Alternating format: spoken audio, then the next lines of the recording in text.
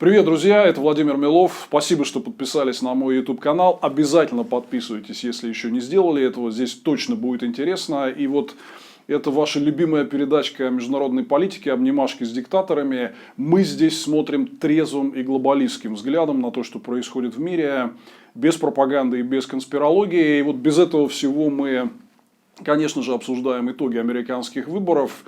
Очень многие из вас, наши зрители, которые постоянно следили за этой темой, в том числе на нашем канале в последний год с лишним, спрашивают, а почему вот вы не выходили в эфир и не провели никакого стрима по тому, что происходило в Штатах 3 ноября. Ну, смотрите, здесь есть пара причин. Первое, это то, что все-таки мы выходим здесь в таком вдумчивом формате такого серьезного аналитического разговора о том, что происходит. И вот сидеть, зачитывать эти новости, что вот там спустя 2 часа, значит, в Пенсильвании подсчитали еще 10 тысяч голосов. Тем более, что все это растянулось на несколько дней. Вот я записываю эту передачу днем в пятницу по московскому времени, а выборы, собственно, были во вторник, да, то есть я попал бы в книгу рекордов Гиннесса, если бы реально сидел все это время, вел какой-то стрим. Ну и в целом наши зрители уже были достаточно информированы о всей диспозиции в Штатах, и мы просто решили, что лучше потом, когда будет более-менее ясно все с итогами, сделаем вот для вас такое обзорное видео. Мы делаем его немножко в полевых условиях сейчас, потому что вот как раз вчера был очередной такой грабительский псевдообыск в фонде борьбы с коррупцией в студии Навальный Лайв, где мы обычно наши видео снимаем, так что сейчас там нет условий для того, чтобы производить съемку. А рассказать вам оперативно о том, что произошло в Штатах, надо. Вот мы сейчас это сделаем. И я, собственно, подведу некоторые предварительные итоги того, что произошло в связи с президентскими выборами. И поговорим о том, что будет дальше. Обнимашки с диктаторами. Ну, первое, вот, конечно, очень многие из вас удивляются и спрашивают, а почему так долго в Штатах считают голоса? Я сейчас вам такие некоторые базовые вещи про американские выборы объясню, но вот начнем с этого долго. Во-первых, ребят, ну, я понимаю, что многие из вас не следили за такими вещами раньше, но это довольно обычная практика. Просто что происходило в предыдущие годы, там не было такого вот раскола в обществе 50 на 50. Не было такого напряжения во многих штатах, когда до последнего не удается определить победителя. И во многих штатах победитель становился там ясен достаточно быстро. Да? И, как правило, этих штатов хватало, чтобы набрать вот те самые 270 минимально необходимых голосов выборщиков.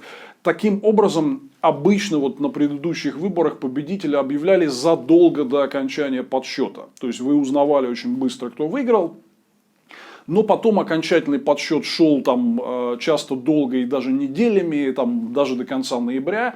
Но он уже не мог повлиять на смену победителя, потому что все примерно по штатам было довольно ясно. Сейчас такие штаты тоже есть. Например, крупные штаты, такие как Нью-Йорк и Калифорния. Там далеко не закончен много где подсчет голосов, но победитель уже ясен. Потому что вот в этих, вот, как говорят, прибрежных, высокоразвитых штатах, конечно, всегда популярнее выигрывают демократы. Там было ясно, что у Трампа нет шансов. Поэтому выборщиков от Нью-Йорка и Калифорнии сразу присудили Байдену, но там точно так же продолжается подсчет до сих пор.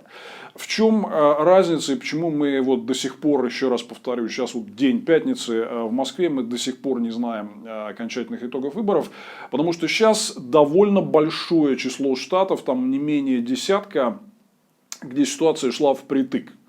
50 на 50. И это отражает вот тот самый глубокий идейный культурный раскол в американском обществе, о котором мы много раз вам рассказывали. Пересматривайте нашу передачу «Обнимашки с диктаторами». Мы как раз говорили о том, что, скорее всего, вот этот подсчет будет таким долгим и сложным. Но я хочу сказать, что это абсолютно нормально.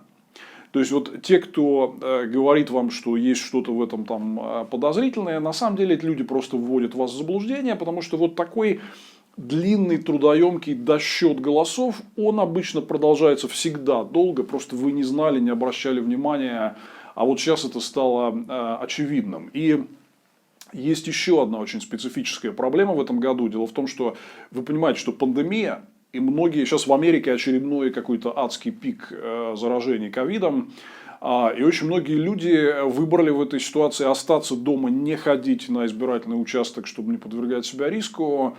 Рекордное число, там 100 миллионов американцев проголосовали по почте.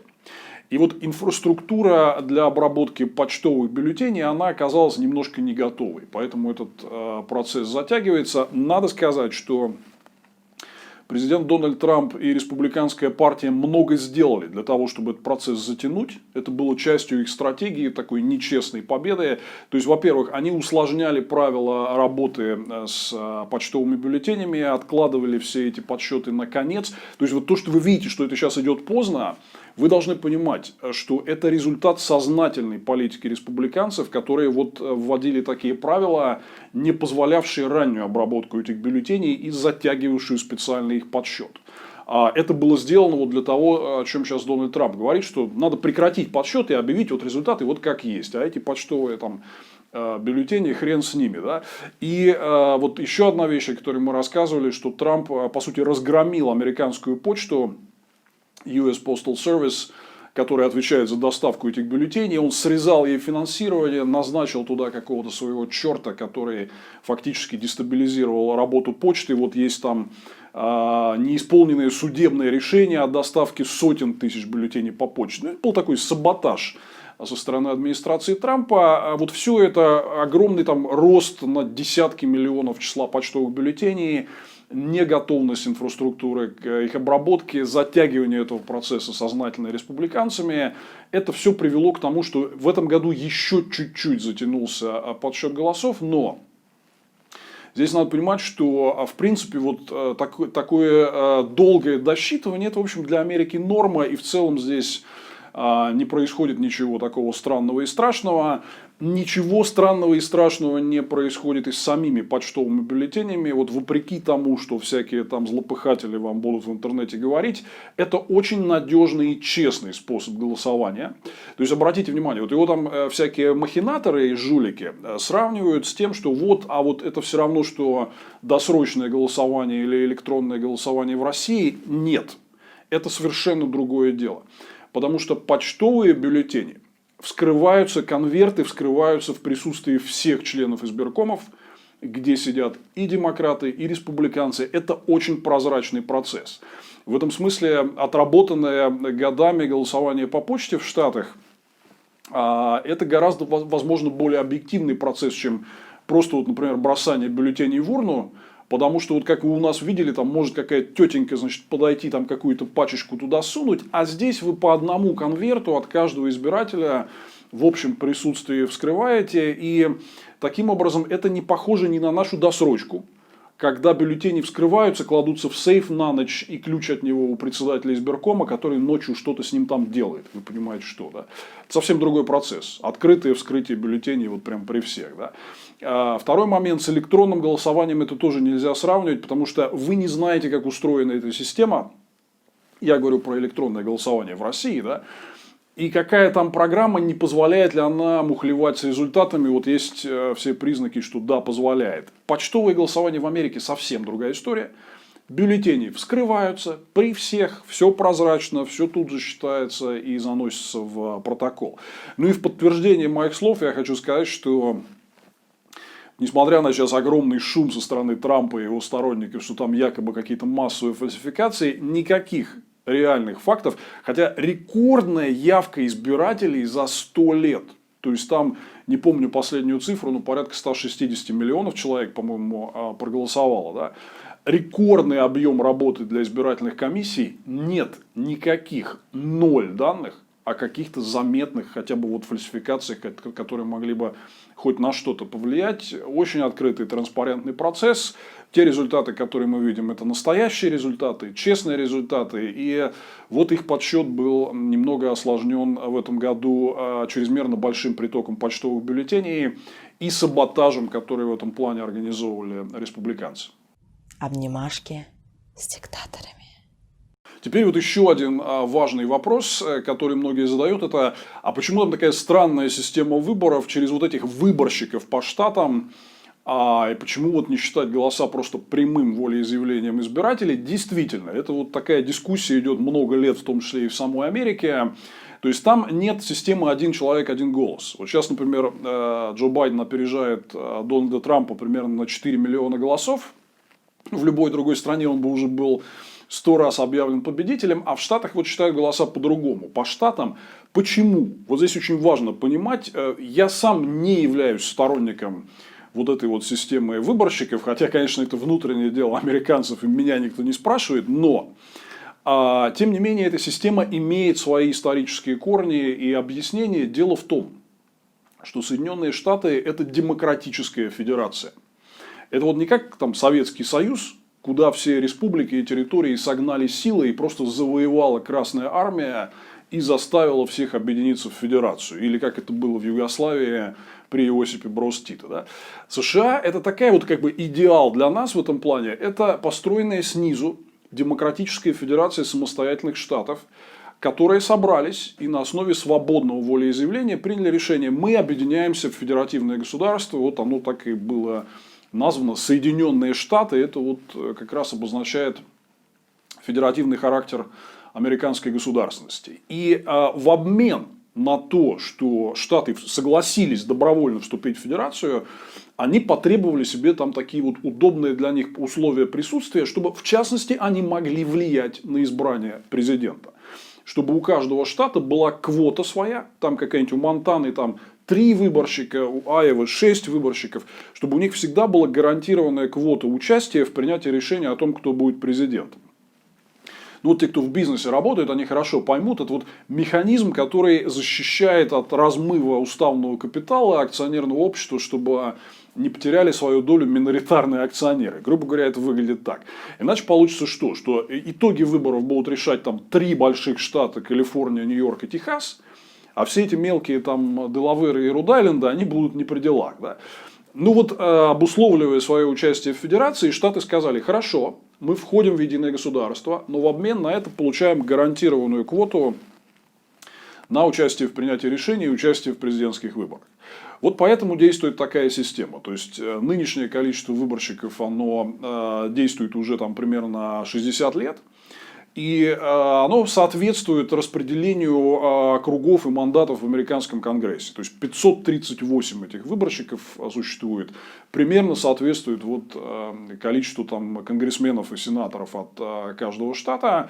Таким образом, каждый штат в качестве гарантии вот его влияния вот в этой демократической федерации, он получает свою оговоренную квоту. И в этих штатах, за некоторыми исключениями, там не будем вдаваться в детали, вот там уже подсчет определяется по принципу один человек, один голос. Но если в штате выиграл один кандидат в президенты, то все выборщики от этого штата идут ему. По принципу победитель получает все. То есть вот этот принцип, когда есть прямое волеизъявление, он работает только на уровне штатов. А дальше все выборщики от штата уходят одному кандидату, который в штате победил. И потом это все складывается вот по Америке. То есть нужно получить 270 из 358 голосов выборщиков, чтобы выиграть. Да? Вот такая вот система. Мне она кажется не оптимальной. Почему? Потому что меняется мир, меняется жизнь. У нас, как вы знаете, мы проходим через глобализацию и растет мобильность населения. То есть вот из этих таких срединных небольших штатов люди массово уезжают, массово мигрируют в те же Калифорнию, в тот же Хьюстон, в тот же Нью-Йорк и прочие вот такие более развитые места. И, конечно, когда они уезжают, у них происходит поражение в правах. То есть, условно говоря, парадоксальным образом, если ты живешь в Калифорнии, у тебя чуть меньше влияния на политику страны, чем если ты живешь где-то в глубинке, которая теряет свою роль в населении, но у нее вот, соответственно, получается гарантированная доля выборщиков при голосовании за президента. Да? Из-за этого получается вот этот разрыв. Вы спрашиваете, почему там Хиллари Клинтон выиграла у Трампа по голосам 3 миллиона, Джо Байден сейчас выигрывает у Трампа 4 миллиона. Но по штатам, по выборщикам ситуация идет вот 50 на 50. Почему? Вот ровно поэтому. Потому что народ мигрирует из глубинки в крупные города, но доля крупных городов в принятии решения о президенте, она не увеличивается. А вот эти вот старые глубинные штаты сохраняют свою старую квоту. Да? Ну, многие ставят вопрос, что это несправедливо, не соответствует реалиям, что все-таки система один человек, один голос, она более отражает вот какие-то справедливое представление о том, как демократические выборы должны строиться, они будут это реформировать, но, ребят, как бы это их внутреннее дело, пока вот система вот такая, и у нее есть основания. То есть это не просто какой-то дурак придумал, а еще раз подчеркну, что это вот такая основа создания демократической федерации американских штатов, которая вот строилась все эти 200 с лишним лет. Обнимашки с диктаторами.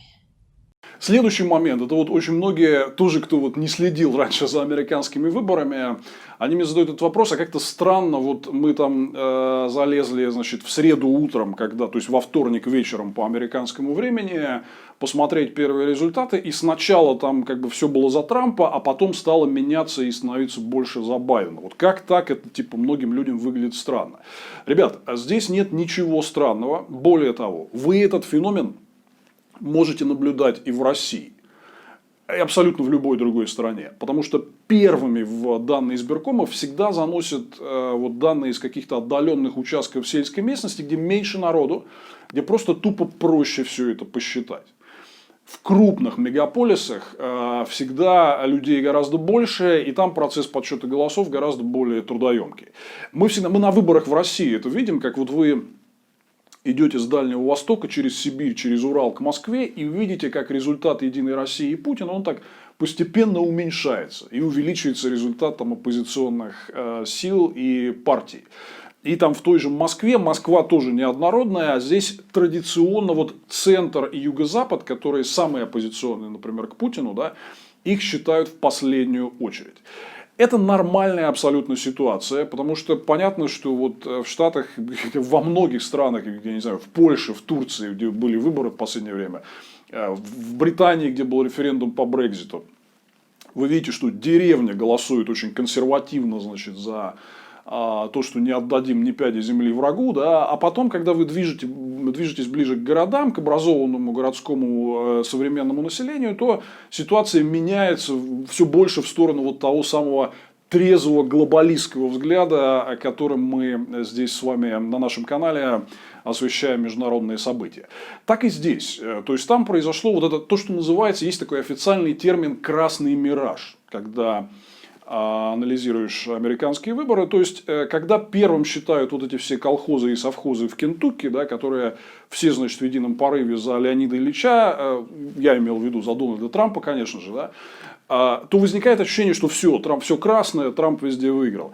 Потом дело доходит до очень трудоемкого подсчета в крупных мегаполисах, и там очень много избирателей, конечно же, там преобладают взгляды в поддержку демократической партии, и вот в данном случае Джо Байдена, и в этом смысле проценты демократов всегда вот так вот увеличиваются ближе к концу подсчета. В этом году это еще было обусловлено тем, что демократы преобладающим образом голосовали по почте.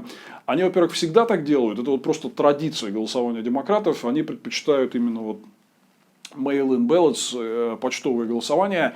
В этом году это особенно произошло из-за двух вещей. Первое, из-за того, что вот пандемия коронавируса и демократические избиратели чуть больше там, верят в науку, понимают про опасность этой пандемии, не игнорируют ее и заботятся о своем здоровье и здоровье окружающих. В основном они предпочли остаться дома и голосовать по почте. Ну, а у республиканцев как бы ситуация такая, что типа, да какой коронавирус, это все мифы, это все мировой заговор. Дональд Трамп же сказал, наш национальный лидер, что мы его уже победили, в скобках, несколько раз, да. Вот. Ну, как, все как у нас, авторитарные лидеры, они везде примерно одинаковые. И в этом плане, конечно, вот демократические избиратели преобладающим образом голосовали по почте, поэтому по мере того, как вот подсчитывают все эти оставшиеся, накопившиеся почтовые бюллетени, ну, понятное дело, что процент Байдена увеличивается, в этом нет абсолютно ничего странного. Это была такая же тенденция, она есть на любых других американских выборах, и она была в предыдущие годы, поэтому не удивляйтесь этому. Не удивляйтесь, там будут какие-то графички показывать, где у Байдена очень резко вот вверх идет кривая. Ну, посчитали почтовые бюллетени, одним протоколом внесли, и вот как бы вот она вот так вот скакнула. То есть, еще раз подчеркну, что никаких объективных данных о фальсификациях каких-то заметных масштабов на американских выборах нет. Более того, если бы они были, если эти фальсификации еще, допустим, появятся при оставшемся подсчете голосов, поверьте мне, республиканцы тут же все это возьмут и побегут в американский суд и будут везде это показывать. Вот смотрите, у нас здесь что-то украли, да. Ну, Трамп и его компания там несколько исков подали по разным штатам, но там этого нет. Там ничего этого нет. Никаких массовых фальсификаций и доказательств там нет. И в публичном поле этого нет. Потому что их и нет. Вот уже мы знаем, там фигурировала такая известная картинка из Мичигана, из Детройта, где добавили там 128 тысяч посчитанных бюллетеней, и все 100% голосов ушли Байдену, типа такого по теории вероятности быть не может. Потом оказалось, что эта картинка ложная. И автор, который ее разместил, он извинился. Эта картинка была основана на ошибке внесения данных, и в реальности такого подсчета, конечно, не было. Да? Поэтому нет фальсификаций, ничего страшного, что долго считают, и абсолютно нет никаких проблем с почтовым голосованием, весь этот подсчет очень честный, и нет ничего странного, что голоса меняются с течением времени, увеличивается процент демократов. Это понятное, объяснимое явление, которое, в общем, есть во всех странах, где есть выборы, а далеко не только в США. Обнимашки с диктаторами.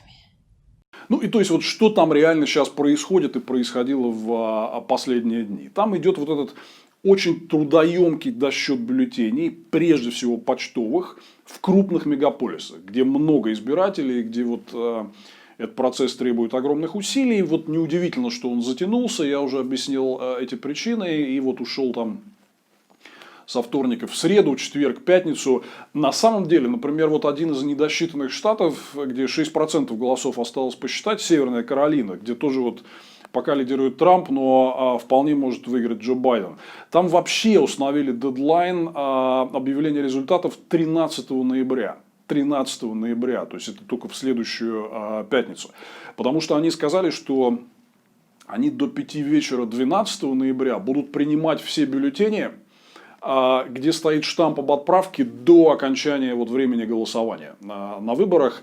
То есть они как бы заложили такой люфт, чтобы люди не страдали от плохой работы американской почты. А бюллетени все-таки были доставлены. Поэтому, например, вот в Северной Каролине результаты еще не будут посчитаны до конца следующей недели. Да? Так что вот сейчас идет такой процесс. Такой довольно очевидный, знаете, как вот в мультфильме «Маугли» про удава Ка и бандерлогов, да, известная история. Вот сидит такой мудрый Джо Байден, который как бы спокойно смотрит там, ну-ка идите все сюда, да, и он прекрасно понимает, что оставшиеся бюллетени, сотни тысяч там бюллетеней, это все бюллетени в основном его. Это крупные мегаполисы, это традиционные округа, которые поддерживают демократов, что он спокойно наберет там большинство и выиграет практически все оставшиеся штаты. Вот сегодня утром объявили, что он все-таки выигрывает в штате Джорджия, которая не голосовала на президентских выборах за демократа с 1992 года. Когда выиграл Билл Клинтон, Джорджия вот развернулась в сторону демократов. Похожий процесс вот сейчас идет в Пенсильвании, и, скорее всего, там в пятницу вечером мы результаты увидим. Байден уверенно догоняет и точно обгонит Трампа, да. Таким образом, вот Байден набирает там около 300, скорее всего, больше 300 голосов вот этих самых выборщиков и становится президентом. Хотя это заняло чуть дольше, но зато процесс долгий, но верный и честный. Никаких фальсификаций нет. Идет медленный, скрупулезный и честный подсчет, по итогам которого Джо Байден станет 46-м президентом США. Кстати говоря, вот такой маленький эксклюзивчик. На самом деле может случиться такой фокус, что Джо Байден станет не 46-м, а 47-м президентом США. Почему? Потому что Дональд Трамп уже открыто объявил, что если он проигрывает, он уедет из страны. Потому что ему есть что бояться. Потому что за все, что он наделал, там шанс оказаться, как говорится, в клифту лагерном на лесосеке очень большой для него. Да? И если он уедет и сложит в себя полномочия президента, то вот на пару месяцев обязанности президента будет исполнять вице-президент Майк Пенс. Вот такой вот порядок. Да? Не знаю, пока что рано об этом говорить, но совершенно не исключенный вариант. Поэтому Байден может стать не 46-м, а 47-м президентом США. Но вот В любом случае он идет на следующий большой президентский срок. Может ли Трамп оспорить это в судах? Вот это очень такой важный, интересный вопрос, который все задают. Смотрите, здесь какая ситуация, что в Америке система судов, она очень многоуровневая. То есть, если это вот, кстати, тоже защита от судебной ошибки, каких-то неправосудных решений. То есть, у вас есть огромное количество, если у вас там суд низшей инстанции что-то не так сделал, у вас есть масса возможностей все это дело обжаловать, да? Поэтому это означает, что если вот ты хочешь выиграть в суде, то у тебя должна быть железнобетонная база доказательств, что реально кто-то что-то фальсифицировал. В этом смысле, вот Трамп уже подал там ряд исков, ну, на ними эксперты откровенно издеваются. Это, с одной стороны, чисто пиаровские иски, которые были поданы вот в спорных штатах, там типа Пенсильвании, Мичигана, Джорджии и прочего, да. Но я думаю, мы вот разговаривали с знакомыми в Америке, ряд из них говорит, что, ты знаешь, это не просто пиар. А все дело в том, что Дональд Трамп – это такой человек, который, он как бы, ему документы длиннее, чем полстранички, не приносит. Потому что больше читать он не может. И это очень удобная почва для таких вот всяких разводил. Типа, Дональд Джонович, мы тебе сейчас такой вот иск тут зафигачим, просто все будет трещать. Да? А напихали туда в итоге всякой ерунды, как говорит, там в Джорджии там 53 сомнительных бюллетеня. Господи, ну и что, да? Вот. И много всяких других там смешных историй. Я согласен, что, возможно, это не просто ради пиара.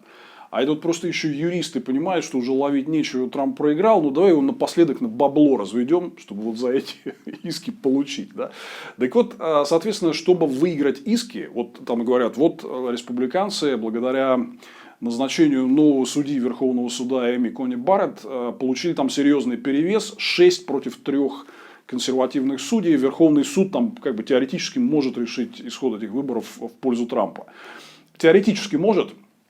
Но чтобы дойти до Верховного суда, Трампу надо по большому числу штатов пройти через огромное количество судебных инстанций, чтобы просто эту воду в решете туда донести. До здания Верховного суда в США. Да. Ну, вероятность этого нулевая. Потому что реально никаких доказательств фальсификации нет. Да, вот говорят, будет ли он требовать пересчетов. Трамп обязательно будет требовать пересчетов там, где вот позволяют... У штатов есть свои правила. По каким правилам, в каких случаях и как можно производить пересчет. То есть там есть какой-то минимальный порог, как правило, да, вот там если внутри него разница, да, если она меньше, чем вот это установленная законом штата квота, то да, пересчет, скорее всего, даже и обязательно проводится. Но пересчеты на американских выборах проводятся постоянно. Просто практически на всех. Они были и в 2016 году. И они почти никогда не дают кардинального изменения результатов. И там, это следствие того, что вот как раз о чем я говорил, что американская система подсчета голосов очень прозрачная и честная. И вот там какой-то такой фатальной ошибки, ну, сложно ее предполагать. Поэтому, да, безусловно, во всех спорных штатах, где ситуация идет вот впритык, везде Трамп будет требовать пересчета. Вероятность того, что это что-то ему даст, она близка к нулю, потому что бюллетени все подсчитаны честно, и это очевидная история. Здесь многие вспоминают сюжет 2000 года, о котором мы тоже много говорили. Это выборы вот Джордж Буш-младший против Альберта Гора, когда был пересчет, и он повлиял на исход выборов. Но смотрите, какая ситуация. В чем разница с 2000 годом? Первое. Там реально у них был по выборщикам ситуация вот у Буша с Гором вровень, и все решал только один штат, Флорида. И там разница между Бушем и Гором состояла всего в нескольких сотнях голосов. Всего несколько сотен голосов. Всего в одном штате. А так вот у них ситуация была абсолютно вровень. Да. Сейчас ситуация совершенно другая. Сейчас спорных штатов, которые явно выигрывает Байден, гораздо больше. Перевес его там это минимум тысячи, а часто десятки тысяч голосов. Ожидать, что в такой ситуации пересчет как-то кардинально... То есть, это не 300-900 голосов во Флориде в 2000-м, да? Это совсем другая магнитуда ситуации. То есть, Байден лидирует по всему периметру с гораздо более заметным отрывом, чем вот было в споре Буш против Гора в 2000 году. Поэтому вот я не вижу чисто вот математически просто нет у Трампа сейчас никакого хода для того, чтобы пересмотреть итоги этих выборов. Он это прекрасно понимает. Поэтому вот здесь очень важный момент. Трамп сразу же, еще до окончания подсчета голосов, выступил с заявлением о том, что это все сфальсифицировано. Что мы выиграли, а все, что вот за наших оппонентов, это фальсификация. Вот, ребят, смотрите, это ключевой признак антидемократического, авторитарного политика, который испытывает глубокое презрение к демократическим нормам, который при всем том накопленном институциональном багаже Америки, при всем том, что нет никаких доказательств фальсификации, при том, что в процессе подсчета участвуют и республиканцы, и демократы, и независимые, и все, это вот так все происходит по всей стране, все видят, как это прозрачно происходит, а Трамп выходит и говорит: ничего не знаю, я выиграл, все, что за моего оппонента, это сфальсифицировано. Никаких доказательств при этом он не предъявляет. Кто так себя ведет? Так себя ведет авторитарный лидер, который хочет незаконно захватить власть, вопреки волеизъявлению избирателей. Здесь волеизъявление избирателей очень ясное и очевидное, потому что, если, например, сравнивать с 2016 годом, когда Клинтон проиграла Трампу, то тогда вот лидерство Трампа, оно стало довольно ясным. Он стал лидировать по штатам довольно быстро, и потом уже это лидерство не отпустил. Вот сейчас Трамп не лидировал никогда. То есть Байден всегда был впереди по ходу этого подсчета голосов. Нет никаких оснований ни по какому признаку считать, что Трамп выиграл. Просто вот в отличие от 2016 года, когда тоже ситуация была 50/50, но у Трампа было лидерство с самого начала. Здесь он всегда плелся в хвосте.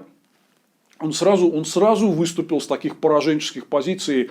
Он не стал говорить: давайте дождемся итогов, а потом, если что, наши юристы оспорят. Он сразу, еще до окончания подсчета голосов, сказал типа: не, мы ничего это не признаем.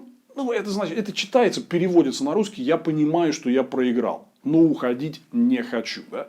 Вот. И в этом плане это, конечно, бросает очередное такое тяжелое пятно и на Трампа, и вот на всех его сторонников, трампистов, о которых мы еще сейчас несколько слов скажем. Это люди, которые испытывают абсолютное пренебрежение к свободе и демократии, к демократическим нормам. Их не интересует честный подсчет голосов. Их стратегия – это любой ценой себе получить победу, потому что соперники – это какие-то леваки, там, которых мы ненавидим и так далее. Поэтому можно… Вот что предложил Трамп, когда выступил в среду своим обращением из Белого дома? Он сказал: давайте остановим подсчет голосов. Это беспрецедентно. Это беспрецедентная история. То есть, что он предлагает? Он предлагает отсечь часть избирателей, чьи голоса не успели подсчитать, и просто не учитывать их мнение. Вот я на российском примере вам транслирую это, чтобы вы поняли. Да? Вот представьте, в деревне, в сельской местности посчитали голоса, 90% за Владимира Владимировича Путина, а подсчет дошел до Москвы, и тут выходит Путин, и из Кремля ко всем обращается и говорит: а я считаю, что мне вот уже нравятся те результаты, которые мы получили из деревень и сел. И Москву не надо считать. Вот это просто ровно то самое, что сказал Трамп. Зачем это Москва? Не успели там, по почте что-то послали, никого не волнует. Прекращаем подсчет на том результате, который мне, Трампу, нравится. Это абсолютно антидемократическая история. Вот после таких заявлений вообще вот все люди, которые сейчас топят за Трампа, просто сразу вот ставьте на них лейбл, что это люди, которые являются противниками свободы и демократии. Они не хотят честного подсчета голосов. Они это и не скрывают. Например, вот мы здесь говорили вам про то, как там Юлия Латынина читает лекции, известная сторонница Трампа российская, она читает лекции, что надо ограничить всеобщее избирательное право. Это у нее в книжках написано прямо открытым текстом. Сторонники Трампа, да, они вот такие. Они против принципа один человек, один голос. Да. И я хочу, чтобы этот эпизод вот для всех вас, кто испытывает какие-то сомнения, не понимает, что там происходит, он очень четко отпечатался. Что Трамп впервые в американской истории, вот там за все время, которое я знаю, может, в 19 веке такое нес, там, я не в курсе. Но в современной истории Америки такого не было. Чтобы президент предложил не учитывать часть голосов избирателей и остановить подсчет на той цифре, которая ему нравится. То есть, когда вы 100% посчитали, провести пересчет результатов, это нормально, пересчитать бюллетени. А вот отсечь ряд избирателей и сказать, вот что-то там пошло, значит, в каких-то крупных районах Атланты, где все за демократов, мне не нравится, как там меняется процент, не в мою пользу, давайте это остановим. Как вот Трамп написал в своем твите в четверг, остановите подсчет прямо сейчас. Да, вот такая вот его логика. Но я хочу, чтобы вы понимали, что это антидемократично, что это абсолютно авторитарное мышление, авторитарный подход. И все, кто за Трампа топят, поверьте, они все это понимают. То есть, это люди, которые не хотят свободы, не хотят демократии, которые хотят, по сути, диктатурой своих. Вот таких вот, значит, богатых белых борцов с леваками, да, со всякими, которые вот приходят к разным публичным местам, значит, в военной форме и с автоматическим оружием. Вот это такое авторитарное лицо республиканской и трамповской Америки, которое они в ходе этих выборов очень четко показали. Но есть хорошая новость. В том, что, в общем, даже республиканский истеблишмент, даже канал Fox News, который симпатизирует Трампу, но они не признают все это дело. Глава сенатского большинства, главный республиканец в стране, кроме Трампа, Митч МакКоннелл, сказал, что пусть избиратели решают, он не вмешивается в эту ситуацию сейчас. Fox News, очевидно, вот сейчас трамповские сторонники начинают на своих площадных сходках кричать кричалки критические в адрес Fox News, потому что Fox News более объективно освещает картину и признает победу демократов в ряде штатов. И хотя они там говорят что-то про фальсификации, но вот ничего такого, чтобы там предъявить какие-то доказательства, мы по Fox News тоже не видим. Поэтому все-таки вот мы видим сейчас, что американская демократия это штука такая довольно крепкая. То есть ее не пошатнуть просто какими-то голословными заявлениями, нужны факты. Работает огромная многоуровневая система сдержек и противовесов, в том числе и судебная, которая просто так на болтовню ее не купишь. Это очень важно. Нам надо вот такую развитую систему институтов, конечно, создавать в России, чтобы не было соблазна и возможности для кого-то украсть и присвоить себе власть. Как это было сделано Путиным при слабых институтах и слабой и неразвитой демократии в последние 20 лет. Вот Америка сейчас подает нам пример, как защититься от такой попытки авторитарного захвата. Ну и вот у Трампа не получается, он очевидно проигрывает. Обнимашки с диктаторами. Ну и вы знаете, вот еще такой момент. Мне сейчас многие люди, у нас сильно выросла аудитория в последнее время, многие люди начали писать, скажите, пожалуйста, а почему вы так ругаете Трампа, чем он так плох? Ну, я не буду там вот над этим сейчас иронизировать. Добро пожаловать всем новым зрителям, кто к нам присоединился. Но обязательно пересмотрите наши прошлые выпуски. Мы о многих вещах подробно рассказывали. Вот просто несколько вещей по пунктам, чем плох Дональд Трамп. Примерно всем. И почему его президентство, новый срок, его продолжение было бы просто ужасным и для Америки, и для всего мира. Ну, так вот просто навскидку. Первое. Трамп все врет. Просто он все врет. Все, что говорит Трамп, это вранье. Мы его вот шутливо по аналогии с Лукашенко в одной из прошлых передач называли Дональд 3%. Знаете почему? Потому что вот есть много таких независимых факт-чекинговых веб-сайтов, которые вот просто проводят анализ высказываний политиков на тему, соответствует это действительности или нет. Так вот, Трамп примерно 3% того, что он говорит, это правда. Это соответствует действительности. Полностью. 70% в той или иной степени это либо полная ложь, либо в основном ложь и не соответствует истине. Да?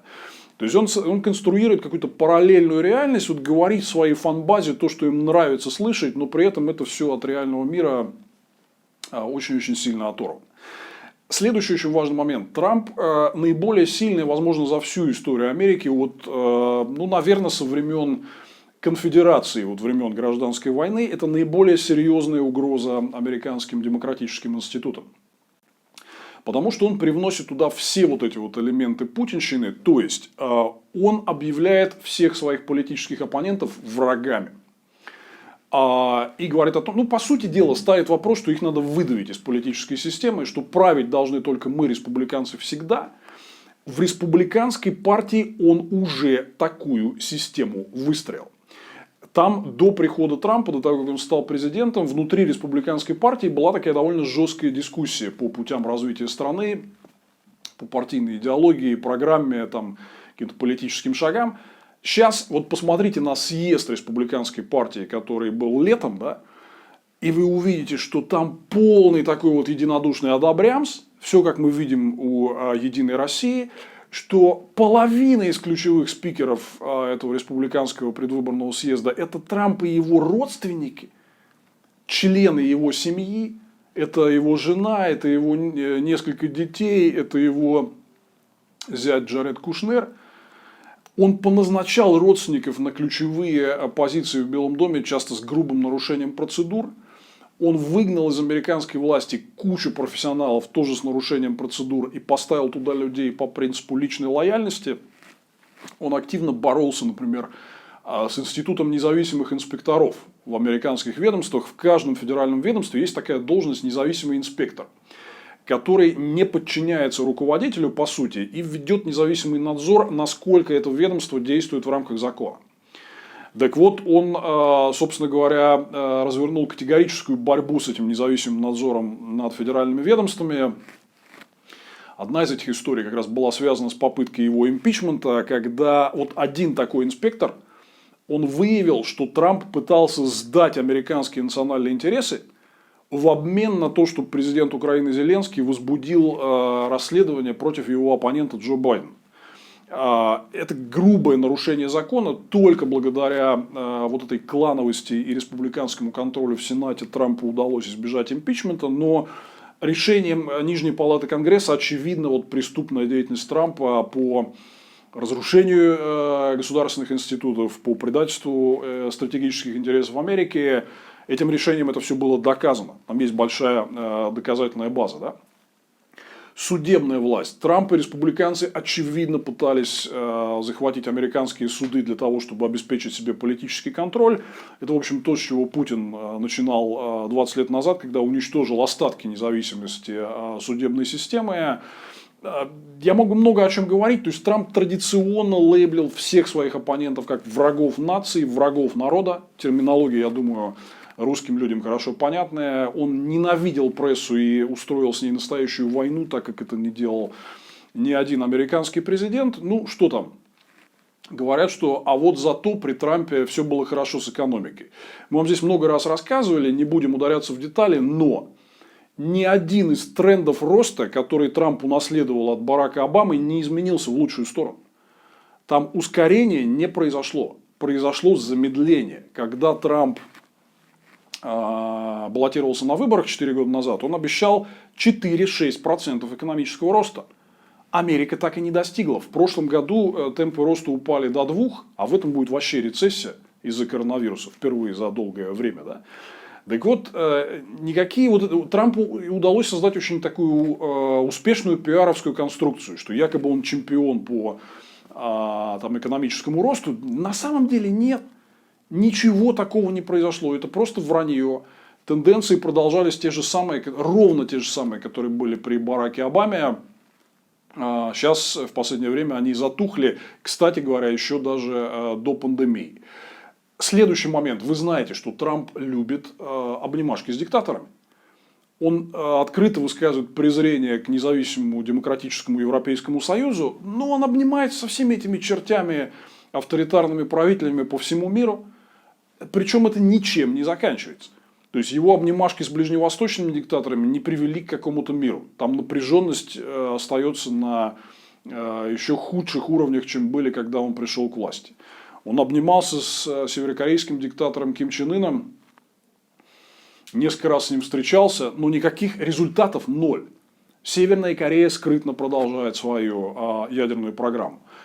Он обожает Путина. Он за все 4 года у власти и за все время до этого не сказал ни одного плохого слова о Путине.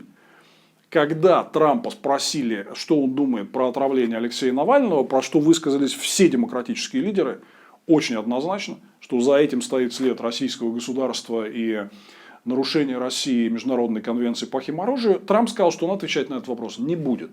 Мы, говорит, поговорим об этом позже. И потом к этой теме не вернулся. Единственный крупный международный лидер, который не высказался об отравлении Путиным Алексея Навального. Да. Я могу много что перечислять. торговые войны, которые нанесли ущерб и всей мировой экономике, и десятки миллиардов долларов ущерба американской экономике. Здравоохранение. Вы знаете, что мы рассказывали, что в Америке тяжелая с этим ситуация. Он обещал, что вместо Obamacare он предложит какую-то блестящую республиканскую программу модернизации здравоохранения, которая будет лучшей в мире. Где она? Ее так и не появилось. Просто хотя бы даже в общих чертах за 4 года. Он только пытался всякими способами ужать Obamacare и лишить многих американцев медицинской страховки. Дальше он обещал какой-то большой план по развитию транспортной инфраструктуры. Он так никогда не материализовался. Это все оказалось болтовней. Дальше Трамп довел до точки кипения за долгое время худшей в истории напряженность в межрасовых отношениях США. Опросы показывают, что большинство американцев говорят, что при Трампе ситуация с межрасовой напряженностью резко ухудшилась. И прежде всего благодаря его собственной риторике, которая была такая очень расово заряженная и подливала масло вот в этот огонь.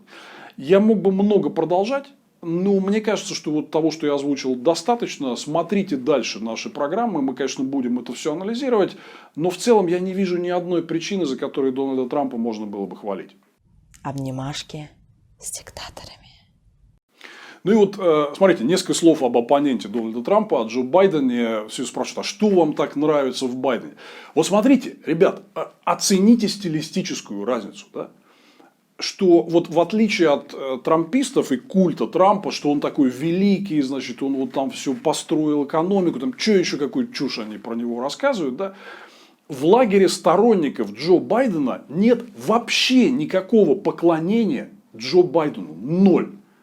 Мы ему не поклоняемся. Джо Байден не является кумиром.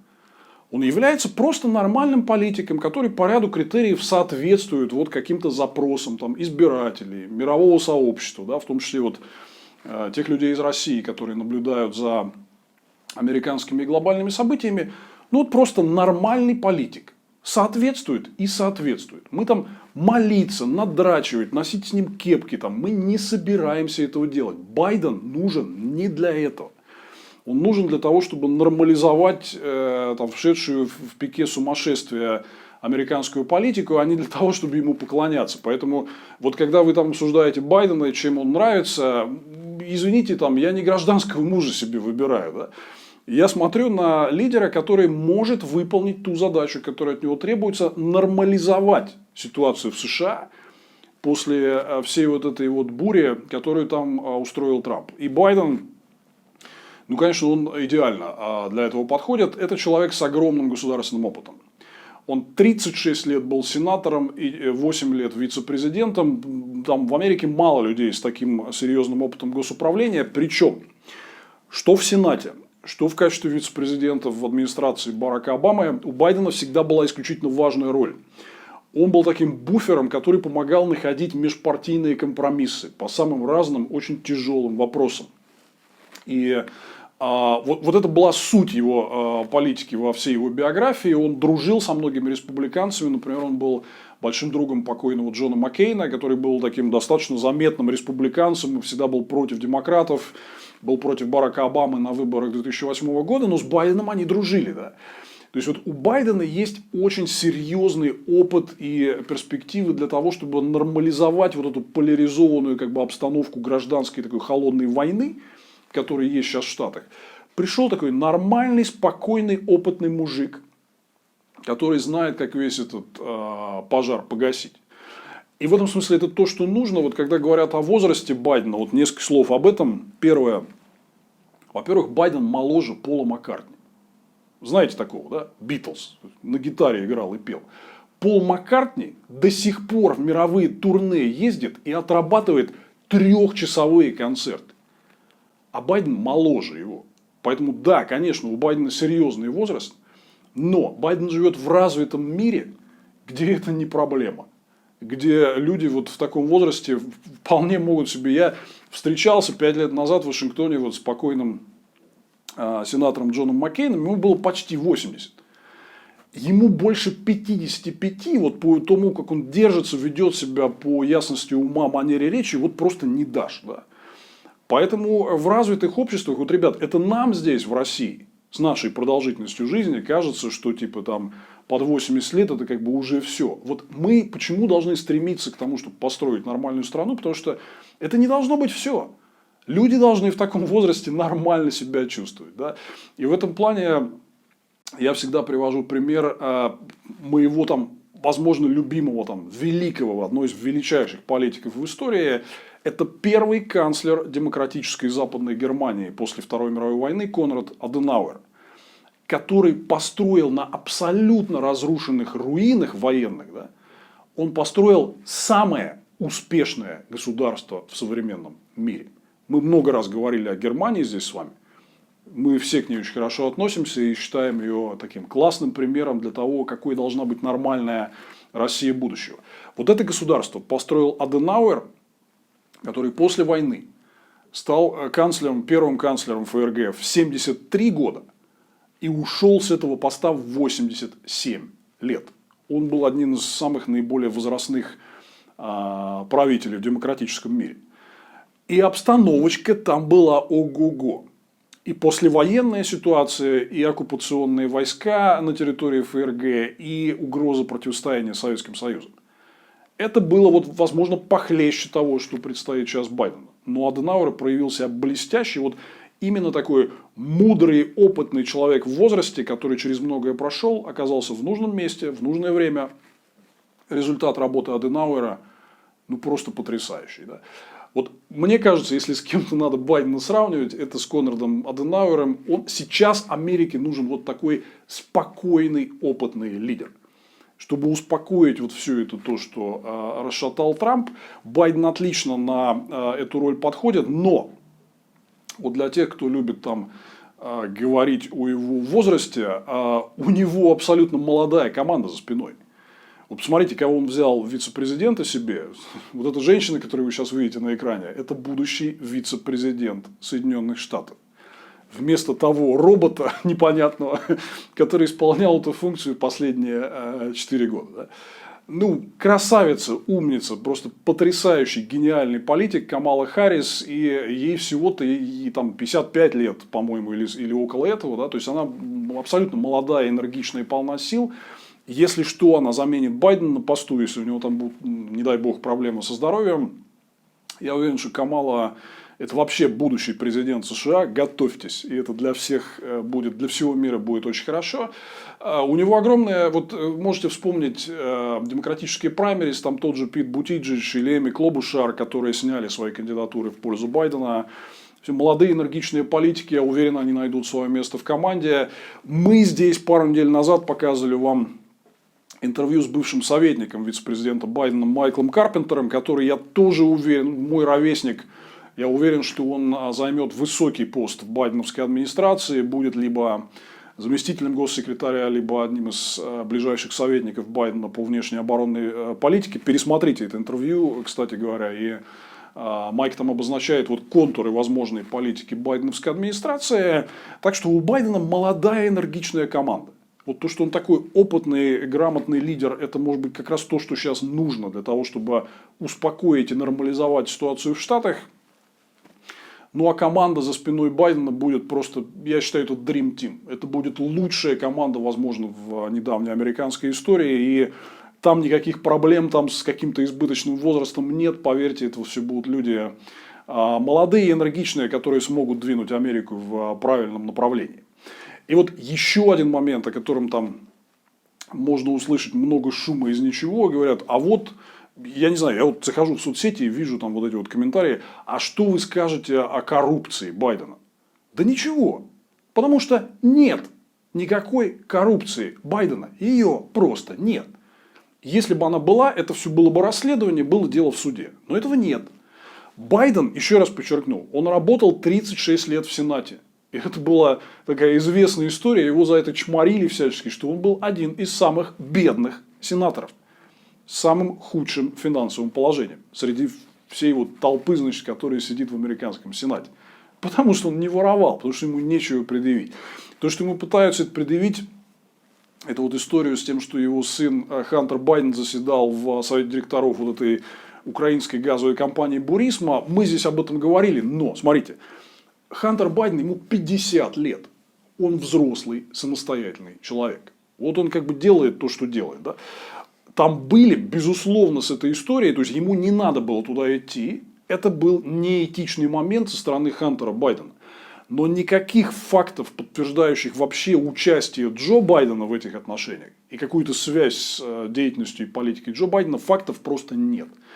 Поверьте, если бы они были, республиканцы просто раздули бы из этой мухи огромного слона. Но фактов нет. Они пытались там какие-то слушания проводить, но все это развалилось, потому что Хантер позаседал в совете директоров, получил какую-то свою зарплату. С Джо Байденом это никак было не связано. И нет, тут нет ничего, никакой истории, никакой коррупции. Поэтому, ребят, отвяньте. Заткнитесь вы с этими вот абсолютно фальшивыми нарративами. Еще раз, как вот этот сфальсифицированный твит о якобы вбросе в Мичигане, до якобы коррупции у Хантера Байдена, обратите внимание, сторонники Трампа – это сплошная ложь. Сплошная ложь и фальсификации, как у их патрона и кумира. Я уверен, что Джо Байден перевернет эту страницу, и вот этот вот культ лжи и там попытки захватиться, зацепиться за власть любой ценой путем прямого обмана людей, но наконец это все уйдет в прошлое, и в американскую политику вернется нормальность. Обнимашки с диктаторами. И вот следующий момент, о котором я хотел сказать, очень много сейчас вы вот можете услышать, что Байден, демократы же такие леваки и социалисты, да, вот который штамп, который сейчас со всех сторон можно услышать. Ребят, это просто бред. Я сейчас вам в двух словах объясню, почему. Потому что в Америке, в принципе, в американской политике нет никаких леваков и социалистов. Американская политика гораздо более правая, чем в Западной Европе, например. Вот Демпартия, которую там на нее вешают лейбл леваков и социалистов, она в принципе соответствует по своим взглядам правоцентристским европейским партиям. Типа Христианско-демократического союза Ангелы Меркель, американские демократы состоят вместе с правоцентристскими европейцами, вместе с тем же ХДС и с Меркель, в одной международной организации, которая называется, внимание, Центристский демократический интернационал. Можете погуглить. Там Демпартия США и ХДС Меркель, потому что у них общие центристские ценности. Просто американские республиканцы и их сторонники, они сползли уже настолько в ультраправо, что у них все, кто вот чуть ближе к центру, это уже социалист, уже коммунист, уже левак. В Америке нет социалистов и леваков. Потому что, что такое социализм? Я еще раз повторю, я много раз здесь объяснял, но социализм – это отсутствие частной собственности. Есть в Америке хоть одна политическая сила, которая предлагает ликвидировать частную собственность? Нет. Это регулирование цен. Кто-то предлагает его ввести? Нет. Это перераспределение вместо свободы договорных отношений. Кто-то предлагает это сделать? Никто не предлагает это сделать. Там есть политики типа Берни Сандерса или Александры Окасио-Кортес, которые говорят, надо побольше денег тратить на образование и медицину. Ой, блин. Я, как человек, который 20 лет прожил в Советском Союзе, просто смеюсь над теми, кто называет этих людей социалистами. Это такие классические европейские социал-демократы. То есть в Западной Европе, которая является абсолютно капиталистической и рыночной, вот такие идеи, как предлагают Окасио-Кортес или Сандерс, уже давно реализованы. И никакого социализма там не наступило. Не верьте всем этим бредням, что в Европе какой-то там существует социалистический совок. Нет. Европа в 1,5 раза опережает США по привлеченным частным прямым иностранным инвестициям. Инвесторам в Европе нравится больше, чем в Америке. Рынок голосует деньгами. Кто более привлекательная рыночная экономика, даже чем США. Вот как бы такая вот история. Так что это все полная чушь про леваков и социалистов, но вообще демократическая партия, вообще мир гораздо более сложно устроен, чем вот эти все примитивные штампы. Но демократическая партия США – это очень сложный механизм. Если вы внимательно наблюдали за политической борьбой там в последние годы, то по сути она состоит из 2 разных партий. Одна из этих партий действительно вот такого более левого толка, которая предлагает чуть больше регулировать экономику, но до социализма это все очень далеко. И чуть больше выделять деньги на социальные программы. Это вот Сандерс, Элизабет Уоррен, Александрия Окасио-Кортес. Да? Но доминирующее крыло в демократической партии – это центристское крыло.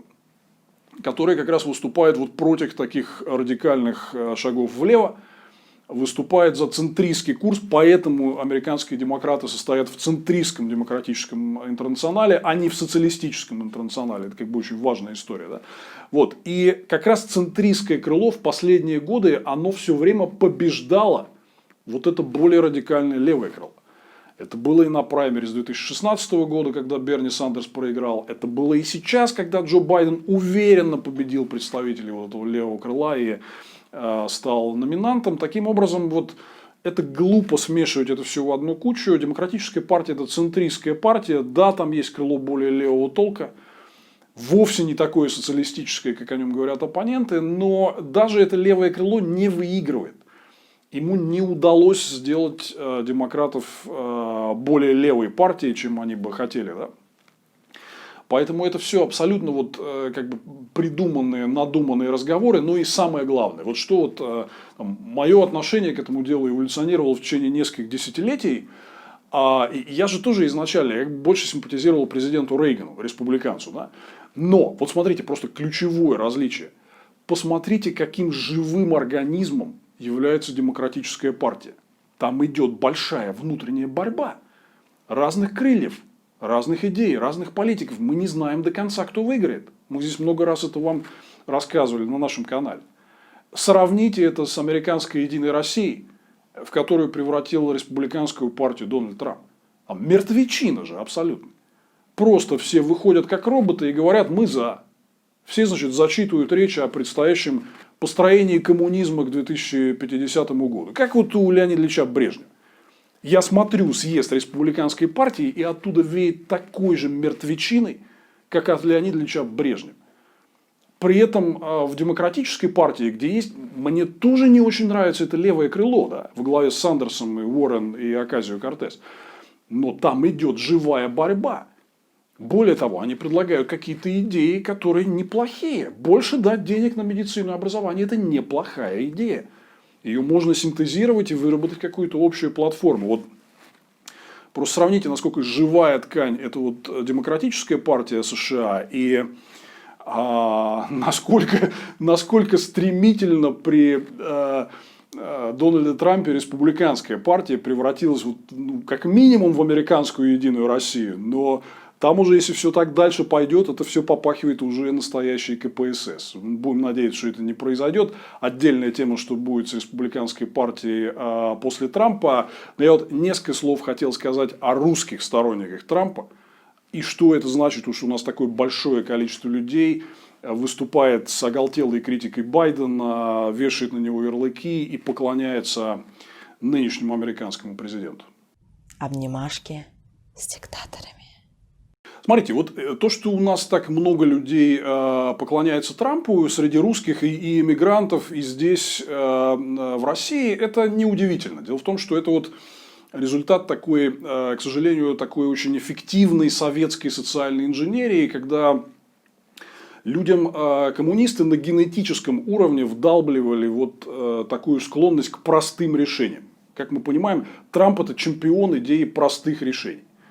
Там, я не знаю, как там, земля крестьянам, фабрики рабочим, детям мороженое, бабе цветы, врагов к стенке. Да? Ну, вот это как бы все, что мы слышали в советское время, весь сложный мир они укладывают вот в какую-то такую простенькую коробочку своих примитивных идей. Да? И, конечно, понятное дело, что сложная демократическая партия со сложной повесткой, которая отдает должное всей сложности современного мира, ну, для них не подходит.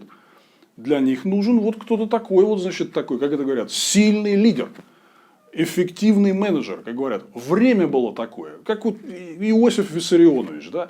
Вот это идет оттуда. То есть, вот эта вот склонность к примитивному осмыслению ситуации, к примитивным решениям, это как бы часть советской социальной инженерии. Люди вот, это настолько глубоко советы, к сожалению, в наших людях зародились, что очень многие не хотят меняться. Ну и вот еще очень важный такой момент.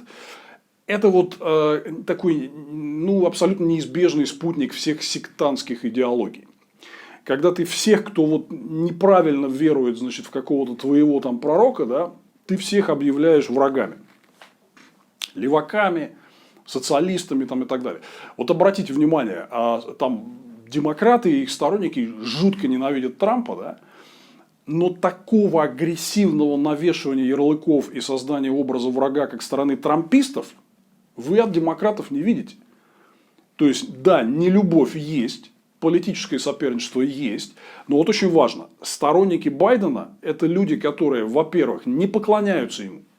Они просто выбрали его не как кумира, а как просто человека, который вот на своем месте в свое время выполняет какую-то функцию. Да? То есть, поклонения нет. Есть огромная нелюбовь к Трампу и трампистам, но как бы нет вот этой ситуации, что вы враги. Да, да, мы в очень серьезной ситуации политического соперничества, но тем не менее, ну, все равно вот мы даже с Майком Карпентером, бывшим советником Байдена, обсуждали здесь, что надо налаживать диалог между разными политическими силами, разными партиями и так далее.